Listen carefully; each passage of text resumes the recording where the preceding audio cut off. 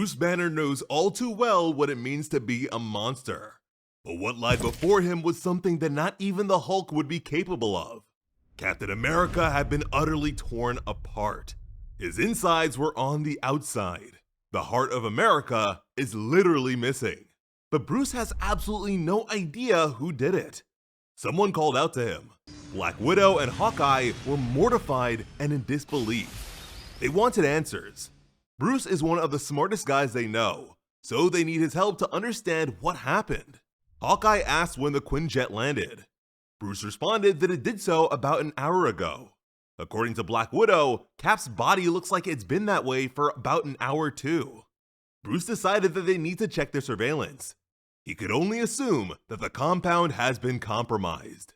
Although, there could be another possibility, but it wasn't something he wanted to entertain for the moment.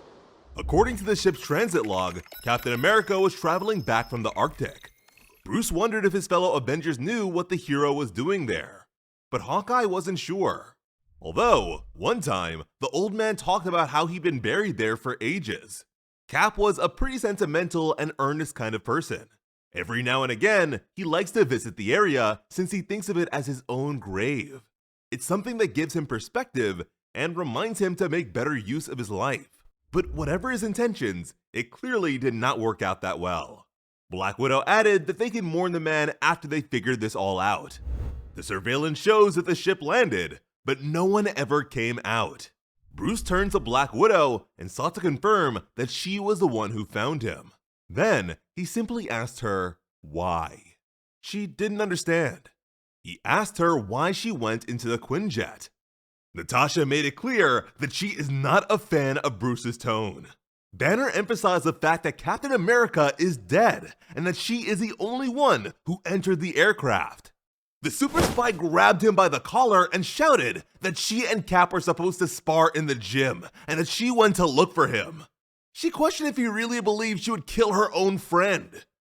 Natasha slammed Bruce into the control station and yelled that if she wanted to kill any of them, there wouldn't be any bodies left to find.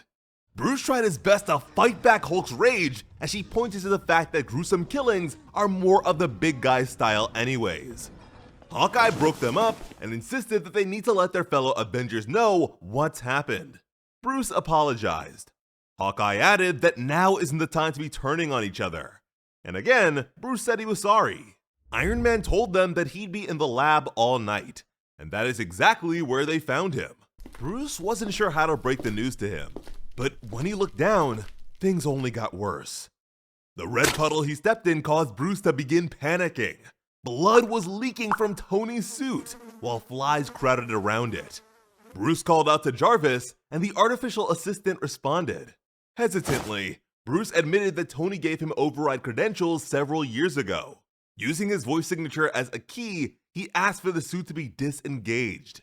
A terrible mess of gore spilled out from the legendary suit. What remained of Tony Stark was too horrific to be described.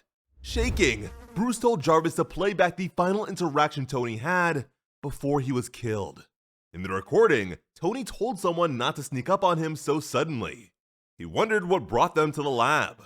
The genius decided to guess. Either the visitor wanted some nails to go with their hammer, or a heavenly subwoofer to increase the bass of their thunder. The answer became obvious, but Bruce still didn't want to believe it. Then again, who could possibly take down two of Earth's mightiest heroes besides a god? An enraged Hulk broke through a wall to confront the murderer named Thor. But with his back turned, the God of Thunder didn't respond to the intrusion at all. Hulk reached for the traitor, but the liquefied remains of the deity were enough to terrify the Green Goliath. The otherwise fearless brute decided to leave this sort of pathogenic or parasitic threat to puny Banner. Bruce was still in a panic himself, so he was slow to piece the clues together. Once he fully reverted, Hawkeye raised an adamantium arrow in his direction. This is a last resort that he's been saving in case the Hulk ever went over the edge, which, as far as he could tell, was right now. But Bruce begged his friend to listen to reason since he's not the killer. Clint knew for sure that it wasn't him, and Black Widow might be a seasoned assassin, but she could hardly be considered a god killer. Bruce tried to talk him down. Cap, Tony, and Thor were all killed from the inside out. Only something microscopic could have possibly gotten into Tony's suit.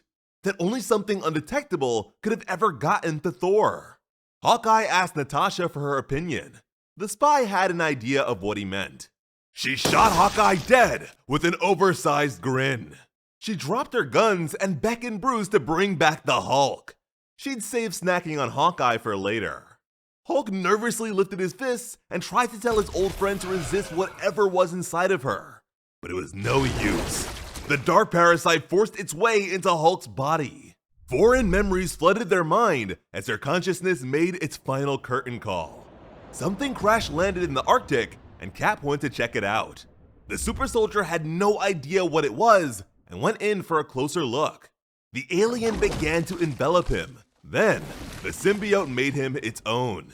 After remaining dormant in cold space for so long, the creature was lonely and starving. However, Captain America turned out to be an incompatible host. Due to his strong-willed resistance, the symbiote ate and abandoned him. It chose Black Widow as its new host due to her familiarity with darkness. They paid a visit to Iron Man, then to Thor. As the symbiote fed, it became stronger and more informed. It came to the conclusion that Bruce Banner would be its ideal home since the man knows all too well what it means to have a monster within. The King in Black version of Venom, a symbiote god, explained that this is what happens when no particular person is Venom. The symbiote opts to go from host to host, constantly sampling, tasting, and moving on until it is able to really do some damage. What comes next for such a universe is far too unsettling to be discussed.